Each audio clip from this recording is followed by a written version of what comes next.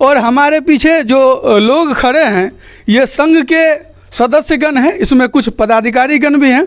आइए हम इनसे संघ के कार्य पद्धति के बारे में और उनके उद्देश्य के बारे में जानते हैं। तो सबसे पहले सर स्वागत है आपका हमारे चैनल पर, और मेरा पहला प्रश्न है कि संघ की जो कार्य पद्धति है उसके बारे में आप हमारे दर्शकों को बताएं। देखिए, जितने भी इस माध्यम से यह संदेश जा रहा है उन सभी मित्र साथीगण बंधुओं को सहृदय धन्यवाद। संघ राष्ट्रीय स्वयंसेवक संघ के नाम से जाना जाता है। राष्ट्रीय स्वयंसेवक का मतलब होता है स्वयं की प्रेरणा से जो राष्ट्र की सेवा करते हैं उसे राष्ट्रीय स्वयंसेवक कहते हैं। और यह एक संघ, एक संगठन के रूप में इसको हम लोग अपना जो भी भारतवर्ष हो, पूरे हिंदुस्तान या विदेशों में भी यह संघ की शाखा चलती है। हम लोग का उद्देश्य है जो भारत हमारा आदिकाल से सनातन धर्म के प्रति आस्था रखती थी और यह देश नियंत्रण आज से 1100 वर्ष पूर्व तक गुलाम रहा। इसीलिए संघ के दृष्टिकोण से सब लोग विचार किए। हमारे परम पूजनीय डॉक्टर हेडगेवार जी ने इस विचार बिंदु पर पहुँचे जो कि आखिर भारत इतना दिनों से गुलाम क्यों रहता है, इसके पीछे क्या कारण है।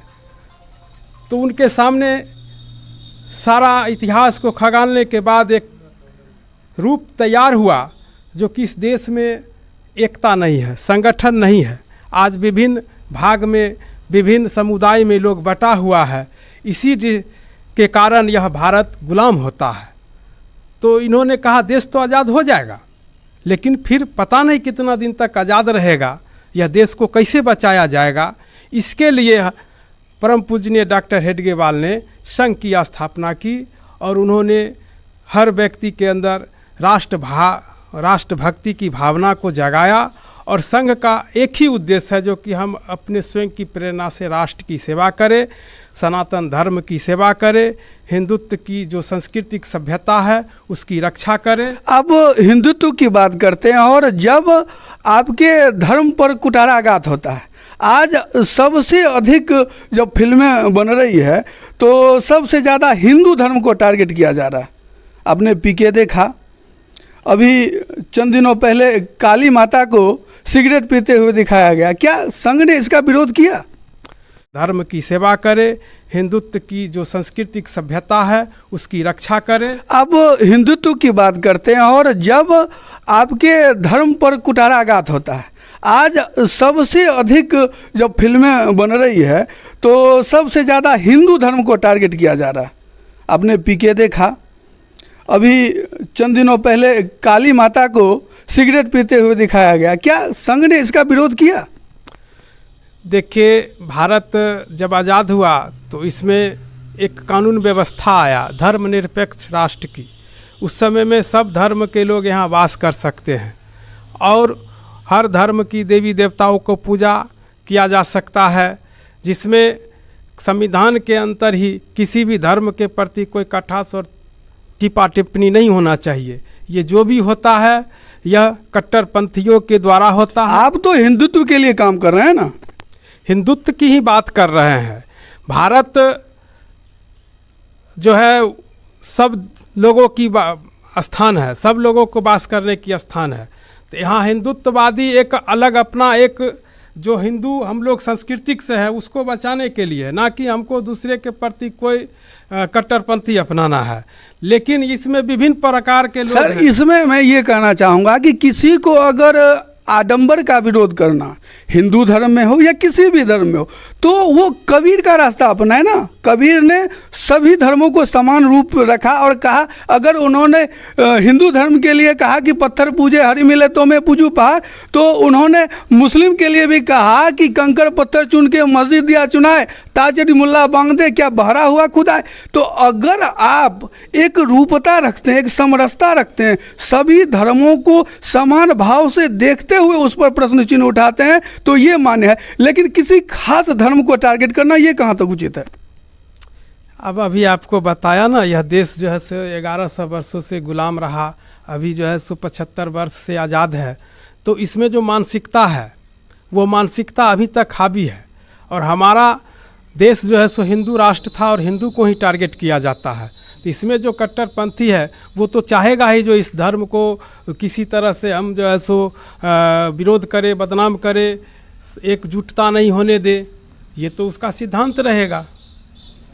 मजहब नहीं सिखाता आपस में वैर रखना, हिंदी हैं हम वतन हैं हिंदुस्तां हमारा, ये भाव फैलाने का और भी पदाधिकारीगण हैं, मैं उनसे भी बात करना चाहूँगा। सर, इस पर आपका क्या कहना है कि हमारे अंदर जो भाव राष्ट्रभक्ति का होना चाहिए, किसी धर्म विशेष को लक्ष्य कर, उनसे भी बात करना चाहूँगा। सर, इस पर आपका क्या कहना है कि हमारे अंदर जो भाव राष्ट्रभक्ति का होना चाहिए, किसी धर्म विशेष को लक्ष्य करके ये टारगेट करना कि वो गलत हैं, या आपकी संस्था पर जो प्रश्न चिन्ह उठ रहे हैं उसके बारे में आप क्या कहना चाहेंगे?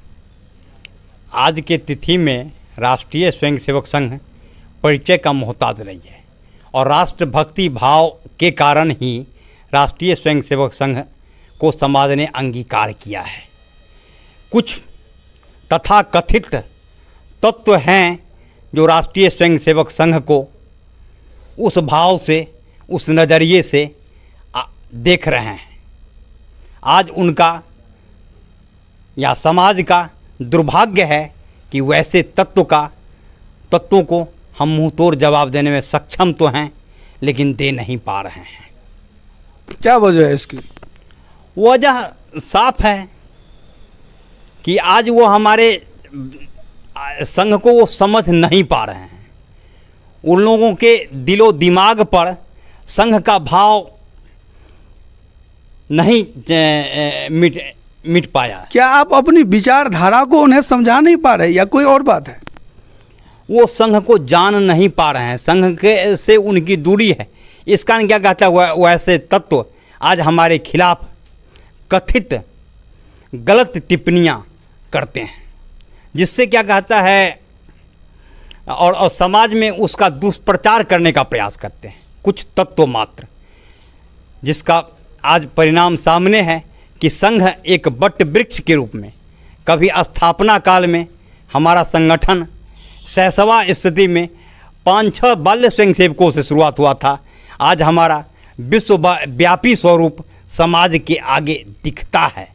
आपका स्वरूप, सर, आपका स्वरूप इतना विकसित हुआ है। मेरा प्रश्न यह है कि हिंदुत्व और हिंदू धर्म के खिलाफ ये जो प्रोपगेंडा चल रहा है, इसमें अक्सर क्या होता है कि जो बुद्धिजीवी लोग हैं वो ये करके दरकिनार होना चाहते हैं कि भाई चलो हमको धर्म का पालन करना है तो मैं स्वयं में अपने में कर रहा हूँ, हम इसका प्रचार प्रसार नहीं करेंगे, और इसके प्रभाव को फैलाने के लिए उनके तरफ से कोई कदम नहीं लिया जा रहा है। इसका क्या कारण है? हिंदुत्व जातिवादी व्यवस्था का द्योतक नहीं है।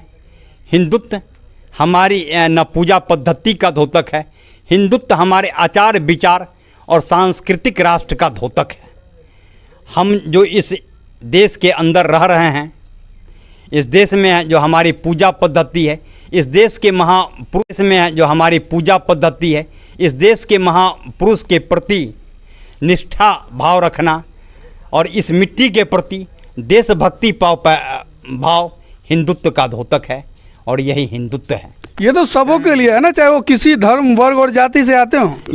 ये हम सबों के लिए रखते हैं, लेकिन कुछ तत्व हैं जो आज भी हमारे इस धरती के साथ धरती पर हैं, और धरती के साथ उनका उठना बैठना रहन सहन सब कुछ होता है, फिर भी इस धरती को वो अपना माता के रूप में इस धरती को का अंगीकार स्वीकार नहीं कर पाते हैं, और दूसरे जगह और दूसरे भाव को पैदा करते हैं।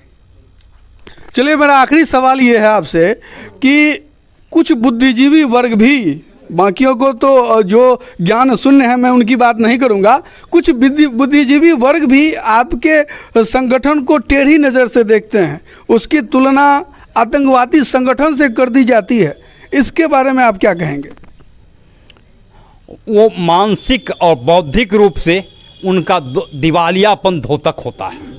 वो मानसिक रूप से पूर्ण रूपेण विक्षिप्तता का ही देन है। वो पूर्ण रूपेण हमारी स्थिति के हमारी संगठन को आज वो स्वीकार करने की स्थिति में नहीं है। क्या कहीं ना कहीं ऐसा तो नहीं कि हम अपनी भावों को उन्हें समझा नहीं पा रहे हैं या वो समझने का प्रयास नहीं कर रहे हैं? वो जानबूझ के मिथ्या आरोप लगा रहे हैं, वो सब कुछ समझ रहे हैं। मुट्ठी भर वैसे तत्व आज समाज के अंदर कहीं भी नहीं है। संघ को आज समाज पूर्ण रूपेण अंगीकार कर चुका है। परिणाम सामने है कि आज संघ का प्रभुत्व देश के हर कोने में छाया हुआ है और संघ के स्वयंसेवक अनेक क्षेत्रों में सफल हो रहे हैं। और भी लोग हैं।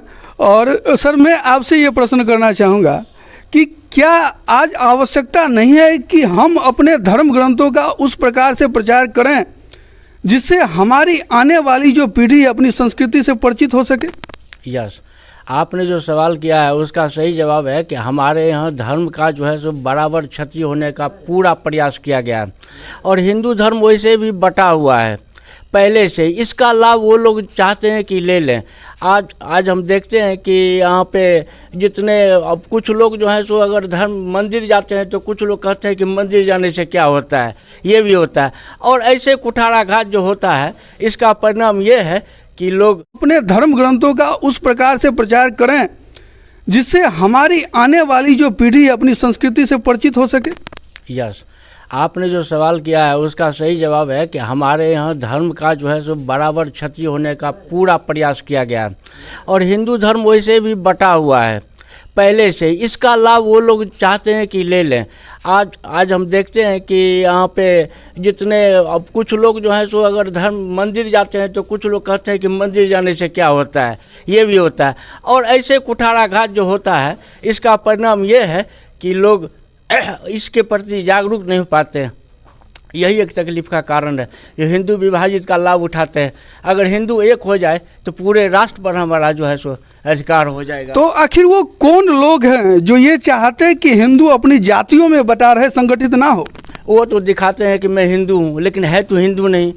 वो हिंदू को हर तरह से विभक्त करना चाहते हैं और इसका लाभ लेना चाहते हैं।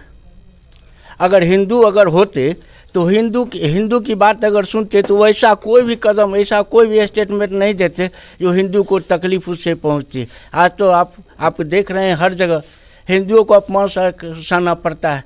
इसके लिए तो उनको सोचना पड़ेगा ना।